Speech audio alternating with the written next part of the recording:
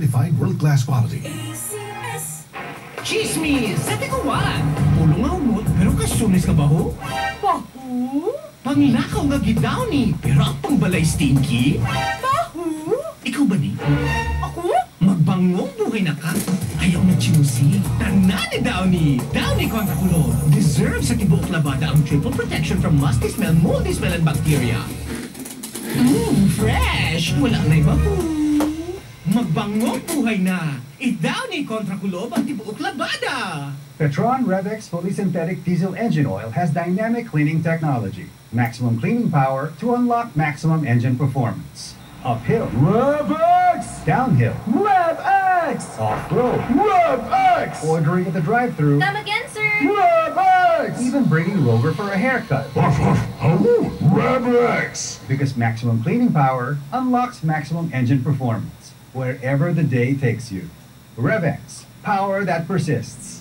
Petron RevX Fully Synthetic Diesel Engine Oil. Maximum cleaning power for maximum engine performance. Get power that persists with Petron RevX.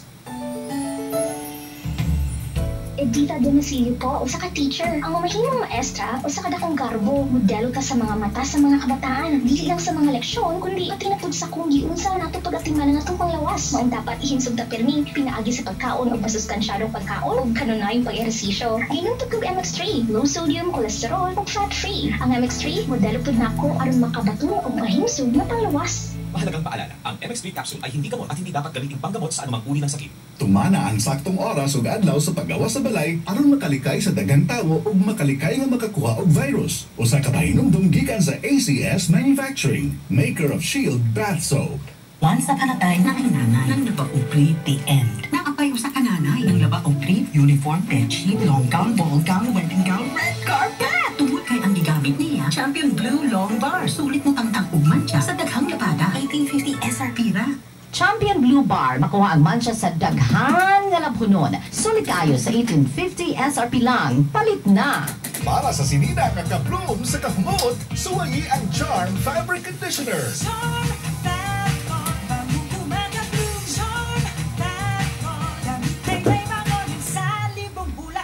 Charm Fabric Conditioner. Dunay Stay Fresh Technology. Sinina nga ka-bloom sa kahumot.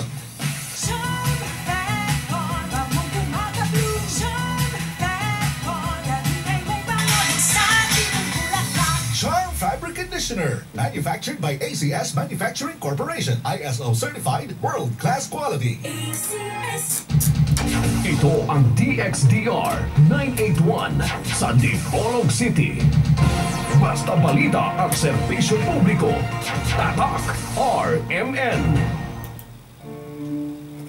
Fátima dolorosa, mostraste el fuego infernal, pidiendo para salvarnos un corazón general. Ave María, Ave María, Ave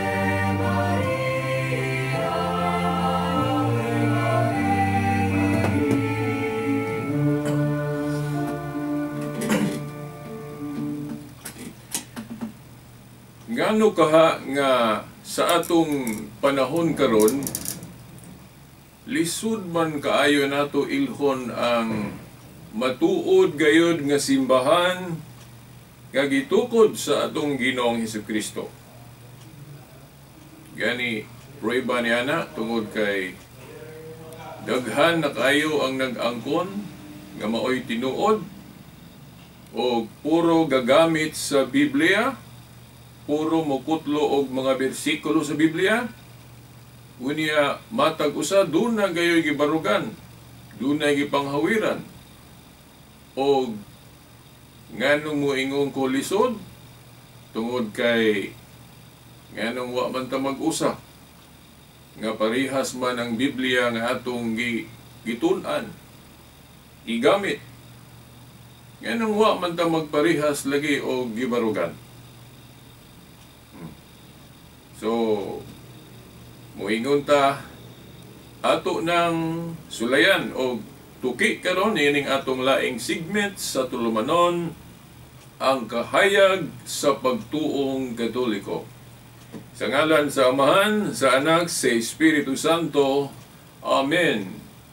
Okay, atong pagyukbo sa gihapon sa atong amahan dinhi sa istasyon, ang atong station manager, si kasamang radyoman Edgar Dagumo.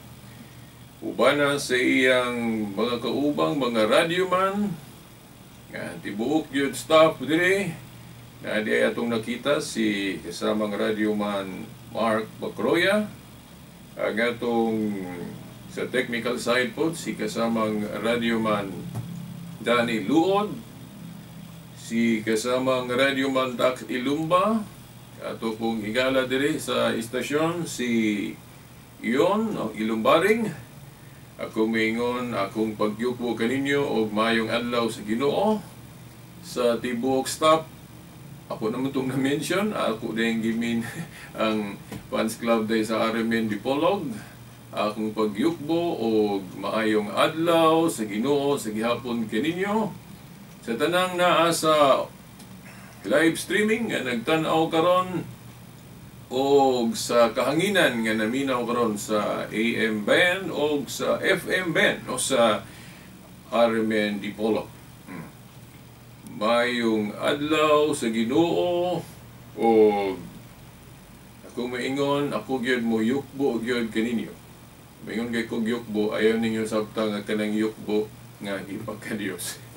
Ganong ako ning giisgutan kay nahinumdum ko nga naamang ko'y mga igsuon nato nga basta makadungo gani anang pulong yukbo, ila na dayong sabton nga wa na naghimo nag-idolatry ning mga Katoliko kay niyukbo sa flag o niyukbo sa mga santos o na daghan na ilang Diyos.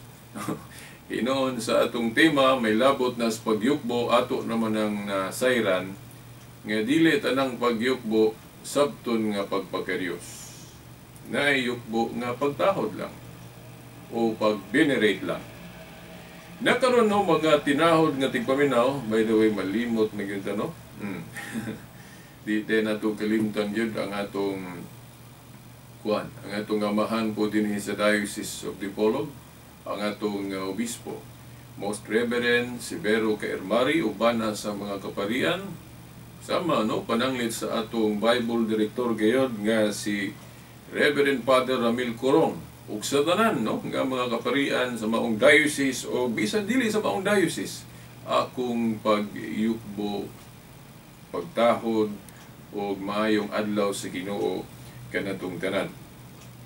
Okay no, sa pagsugod yun nato ato mang yung gilitok, by the way, pizza 25 karon no, sa bulan sa Hulyo o kapistahan no, sa dapitan no, kapistahan karon o hinaot nga ang mensahe sa maong kapistahan kinabuhi gyapon nato no sa atong pagtuo no, maundang nataan ng kanang sige nato og pag-abuso no sa atong pagsaulog sa piyesta kay kana ra pod ang usa pod sa gamiton sa atong mga igsuong nahimulag nganong di sila makighiusa nato. Dili unta nato tagaan ba og rason ang atong mga igsuong nahimulag nga musaway nato, di ba? Kay kung tagaan nato sila rason nga musaway nato, buot ipasabot nga wala ta magtabang sa atong simbahan. Di ba? O simple ra kay na siya nga kanang mensahe no o reminder no. Kung dili nato ayuhon ang atong pagtuong Katoliko, mao ra po na himuong argumento sa atong mga igsuong nahimulag nganong dili sila mobalit nato. Okay, pero para nako dili nato hukman ang simbahang Katoliko base sa mga tao nga wala magmaunongon sa iyang mga pagtulunan. Hukman nato ang Katoliko base sa kadtong nagsunod sa iyang mga pagtulunan. Okay, kung ingunan na atong prinsipyo gud, hukman nato ang Katoliko base sa mga tao o mga Katoliko nga gasunod sa pagtulon ang Katoliko. I don't think so nga inyong sawayan ang simbahang Katoliko. sawayon din ninyo si Mother Teresa of Calcutta. O tanang mga santos, labi na itong na-canonize yun, no, na-prove yun, ang ilang kasanto sa simbahang katoliko, o mga sakop mo na sila simbahang katoliko. O, kung, I don't know, kung sa inyo ikasultian na nila, no? Ay, mo magani na nga atong gipang tuboy, gipang pistahan na to, gipang pasidunggan na to, mugahin gyud adlaw alang kanila sa pagpasidungo. Tungod kay maayo ang ilang kinabuhi. So kung ningunana lang no, atong hukman ang simbahang katoliko base sa mga tao nga nagsunod gyud sa mga pagtulon-an niini, I don't think so nga inyong sawayon. Pero kung makapokus lang mo sa mga katoliko nga wala magsubay. So pagtulon ang katoliko, mao nang pagkadaghan natong makitang dili maayo. Okay. Now, nganong lisod sa atong panahon karon ilhon ang tinuod yun nga simbahan gitukod ni Kristo. Kaya ni ako namang na saysay in partial, no? Nga tungod kay daghang mga katoliko ang wala mo puyo o wala magkinabuhi subay gayon og unsay katoliko. Kana ring paghubog-hubog, pagtulon ang katoliko day na. Kanang mangurako ta, pagtulon ang katoliko day na. Di ba? Katawa lang ko na, okay. Sila pa og seryoso ro po kay ko, di ko mo katawa na samot yun. Pila na ni kakunot akong agtang mo samot. Mamunang mo action po tag smile. Katawa po ta. Aron pamasin na lang nga makuhaan ang kunot sa atong agtang. Okay. So mao lagi na, no? Katoliko day nang nagsigil lang sa kahilayan. Nagsigil lang duwa-duwa o games. Kuha na simba. Mas priority pa ng dula-dula diha, no? Kaysa pagsimba, katoliko day na. Pagtulon ang katoliko day na, mo din ay mabasa sa katikisim ng libro sa katoliko. Katoliko day nang di musimba, priority pa itong bulangan. Napabay bulangan karon. So, mo mangguna ang nakita ron nga away ayo ng katoliko kay dagang kayong madlungon. Inig-eleksyon, manggiunay na sila, di na sila mag-usa. May patong sa kagrupo mo ingon, kami mo insakto kay nag-usa gyud mi. Pag ingon sa among labaw nga, kini mo'y butuhan, ala usa mig buto tanan. Black gyud voting gyud. So muna lisod kayo sabto ng tinuod nga simbahan. Ngano man na. Now, sayon naman po na kayo og makahibalo kita sa Biblia. Kay ang Ginoo mismo nagpasidaan naman og unsay mahitabo sa iyang gingharian diri sa yuta. Sa dili pa ang iyang pagbalik, dili pa ang second coming, gihulagway gyud sa Dios unsa ang iyang gingharian diri sa yuta. Unsa ang iyang iglesia o unsa ang iyang simbahan, iyan ang gipasidaan, iyan ang gihulagway sa unsa pananglit nga mga bersikulos Biblia. Mateo 13 tudling 24 hangtod sa 30. No, usbon ako, Mateo kapitulo 13 bersikulo 24 hangtod sa 30. Gihuglagway sa Ginoo diha, di na lang nako nabasahon, kamo na lay basa. Ako lang diretso ang mensahe ug unsay unod. Gihuglagway sa Ginoo diha nga ang iyang gingharian diri sa yuta, ang mga sakop, ang mga tao nabahin sa duha. Gibahin. Trigo o sagbot. Ang trigo, bot pasabot, mga maayong sakop, sulod sa simbahan. Sulod sa maong gingharian. Sagbot, maotong nagpatintal siyawa. Una nga, mo nang dili katingala. Nga ang simbahan, karon ang bayan ng Diyos, na yung mga sagbot niya, kay mo mong mas daghan mong nagpabuyag, maunang lisod yung kay tanaw ni mo ang simbahan nga o yung sao man ni tukod ni Kristo na pag yun sa description Santa Iglesia Katolika Apostolika Romana Santa. So balaan. Kaya kay ang ang itom, ang dili man maayo mo nilabaw, nakita, pila raman siguro kalugas ng mga Katolikong nagmatinumanon. Oh. So mo ni tukod ni Kristo nga so mo na ito mandanahon. Mapunan pa itong mga sa Dark Ages, mga abuso po, niya kinira bang pag-abuso, biktima ra ba yun, tanang klasis tao. Di lang kay ang nag-abuso, kanang sakop lang. Ordinaryo, napoy mag-abuso nga, dako-dako gisimbahan. Oh. Di ba? Oh. Pero ayaw ninyo tanawa ang simbahang Katoliko sa iyang mga sagbot lang. Tanawa ang iyang mga trigo. Kaya kanagong mga trigo, mga mayo, muna sila tinuod ng Katoliko. Kaya nagsunod mo na sila sa pagtulon ang Katoliko. Pero kung muingon mo nga, palahubog ng Katoliko, mamay, o so panang klaseng-klaseng limayo, kung ipahid ninyo na sa pagtulon ang Katoliko, ay big to disagree. Ay big to disagree. Anong muuyon mo ko ninyo nga ipahid ninyo sa relihiyong Katoliko kanang mga dili maayong nakita nato sa Katoliko? Pagtulon ang Katoliko dahil ng pagbuhat og dili maayo. Dili oy. Mao na. Dili no. Ang tinuod nga Katoliko kadto pong nagsubay, nagpuyo sa mga pagtulon ang Katoliko. Oh, di ba? Unya, ang Katoliko ra ba tungod kay naa mong guhitag na sa Biblia nga magbutang og description o magbutang og palatandaan sa daan. Sabot kanang daan o daan. Oh, si Kristo man na kay nasa Juan 14:6 si Kristo mao ang daan.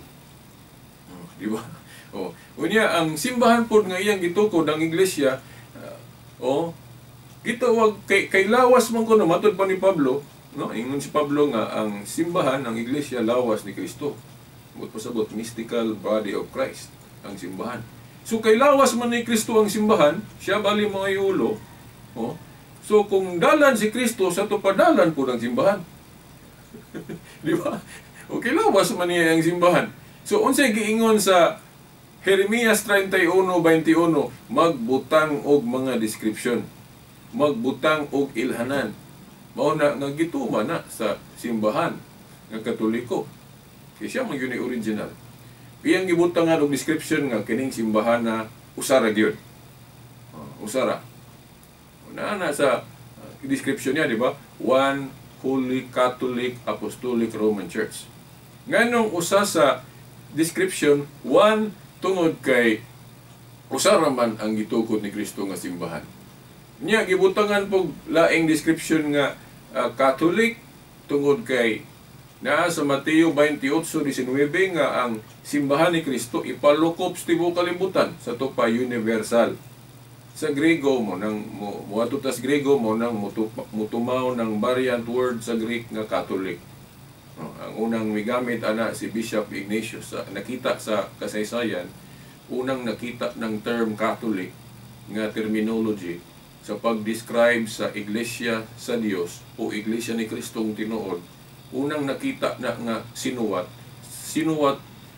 sa sinuwat ni Obispo Ignacio, unang obispo sa Antioch. Okay, si unang na obispo sa Antioquia, si Bishop ba to? Mao lagi Ignacio. Okay, si Ibudios dayon kinsa toy basig na sayop ko basta kay na obispo sa Antioch si Ignacio. Tama lagi. Oh, sawa pa siya nakaadto sa Roma. Dito man siya gimartir, dito man siya gipatay, di ba? Sawa pa siya gipatay, gidala dito sa Roma. Nahimo siyang obispo. Di sayop day ko, dili day siya may una. Si Pedro. si Pedro may nahimong obispo una sa Antioch, aya siya ni paingon sa Roma. Okay, si Pedro pag paingon niya sa Roma, ang nakapuli niya si Bishop Ibudios. Ay na dayon si Ignacio. Na correct na yan. Correct me pa I'm wrong, na ako ra ko'y nag-correct. Anong nasipyat mo karon? Kulang siguro pahulay. Kulang tulog. Okay, so mauna. Si Obispo Ignacio, ikatulong obispo sa Antioch. Kaya ang una, si Pedro, sa dihang wa pa siya ngabot sa Roma, di ba? Pag adto ni Pedro sa Roma, pagpaingon niya dito, anis Biblia, kay wala ni masulat litra po litra sa Biblia. Naalay masabot noon, kanang 1 Pedro 5:13, katong niingon siya, pagsuwat niya na nga, ang Babylonia, nga nag-iskot siya nga, ang Babylonia kuno ania, nag-iskot siya word nga, diri o ania, sa Babylonia. Nagpasabot nga dito siya, kay gigamit man niya ang word nga ania. Then kanang Babylonia sa bag-ong tugon gisabot na nga mao ang Roma, kay gihimo man gud ng description ng Babylonia pagtawag sa usa ka lugar nga dili maayo ba. Okay, naglunang ang paganismo. So ang Roma na kapasar ana kay sa wala pa mag-Christianize ang Roma, pasti lang pagano kay nang lugar. So mo nang naanggaan po na siya Babylonia. Una pagingon ni Pedro nga ang iglesia nga anias Babylonia, but pasabot nga naa siya atong lugaras pagsuwat niya. So kuan lang, implied lang nga tuwa siya dito, di ba? Kunya sa Living Bible po giklaro gyud nga kanang Babylonia nga gipasabot diha ang Roma. Pero kung moingon gyud tag Roma, ayaw sabta nga puros pagano na. No. Mayon gyud tag Roma atong sayron og unsang klasyas mga tao nga na diha. Before na Christianize ni Pablo ug Pedro ng Roma, pagano gyud na. Sa dihang na Christianize na mo nang nabahin na dayon ang Roma. Christian Rome ug pagan Rome. Di ba? Ang Christian Rome, kung subayo na to ang history, mao maning Katoliko. Di ba? Ang Christian Rome. Daghang kay mga martir Katoliko diha. Usa na si Pedro. Si Pablo po. Di ba? O unsa pa to? Katong panahon ni Nero. Kay wa pa man ang ubang mga pundok. Isa mga pundok makaangkon atong mga unang mga Kristiyano sa Roma. Naalang mayong kag INC nga 1914 ra man sila nagsugod. Mayong kag Siloa ko ug mayong tag Sabadista. Ellen White nga 1863 ra man nagsugod. Mura lang tinuod kay ipangkopya mas Biblia ng mga pagtulunan. Ikini ra bang dili tinuod? Mura gyud isig tinuod tanahon. Sama gud anang kanang piki gani nga selo alang yun ko. Kanang piki nga kwarta nganong mula na siya tinuod kay ang name tag mao man gyud. Ang kulor hupod giawat. Pero pag kilatis na sa mga timaan, aya pa rin ta makaingon, uy piki man eh. Pero mura gyud na siya tan-aw nimo insakto kay mao man gyud ang itsura mo amo mong gidakon kay giawat pud ang original, ang kulor. Pero inikilatis na sa mga description, mga ilhanan, adi ng kapasar. Oo na. Kini kong tinuod God, sa ako nang giingon ninyo, gibutangag mga description.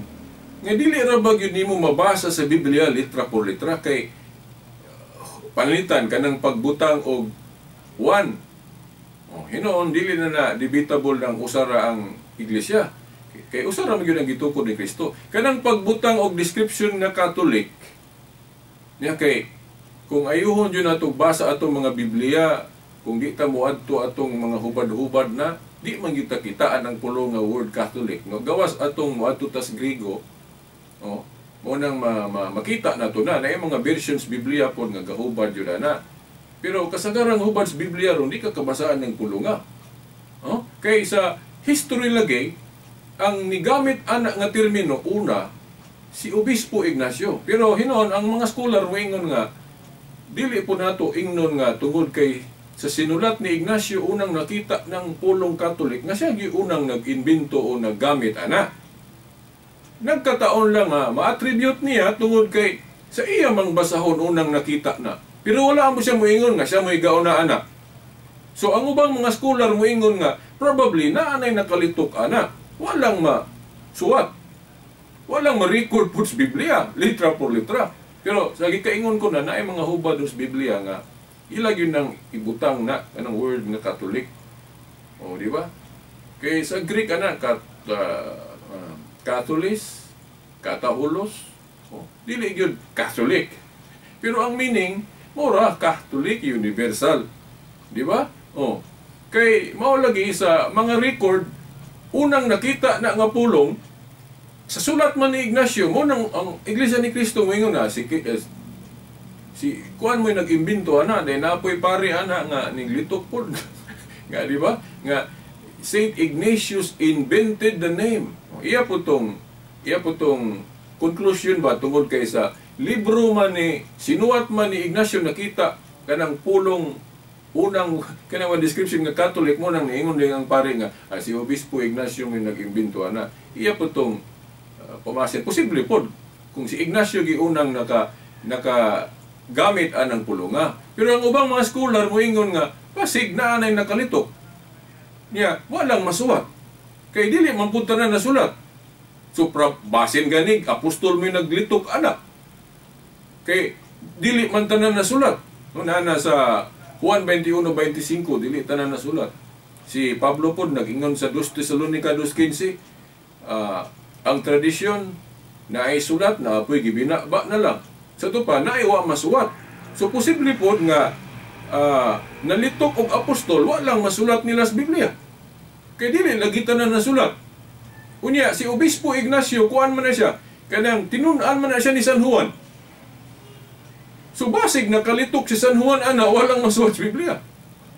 Kaya lain nga term ilang gigamit po, variant. So, para saan ng Katolis, Katahulos, variant sa Greek, di ba? Oh. Nya gi-improvise lang po dagoy ni Ignacio. Wa ta kay baluan na mga haka-haka na to, mga spekulasyon. Oh. So, nga si Obispo Ignacio, disipulo ni San Juan, so naay possibility nga nakalitok si San Juan ana kay disipulo gud niya si Ignacio. Di ba? Munang ubang mga Adventist, dili sila musupag anang description nga Catholic.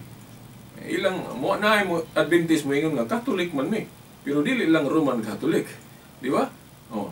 So mo na nga lisod wa na koy panahon sa kaminuto na lang, di ba? Oh. Ako ninyo podayon sunod Domingo pohon. Nganong lisod ilhon ang simbahan ron kay sa iya pong mga description o kanang kay namangoy tagna sa Jeremias 31:21 nga magbutang og mga description.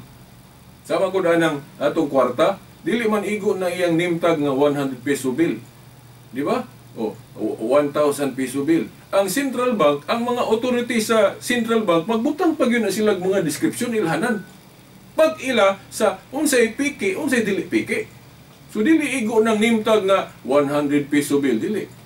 So mao man na ang nahitabo sa simbahan, nagbutang og mga description para mailhan unsay dili piki. Unya, ang kumpleto ana nga description niya to pa mang First Vatican Council 1870. Awahin naman, nyawa naman as Biblia.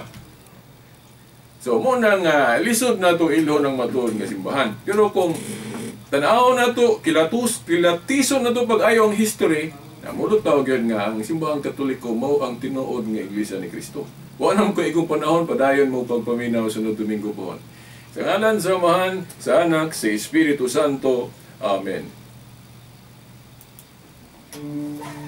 Fátima dolorosa, mostraste el fuego infernal, pidiendo para salvarnos un corazón veneral. Ave María, Ave María, Ave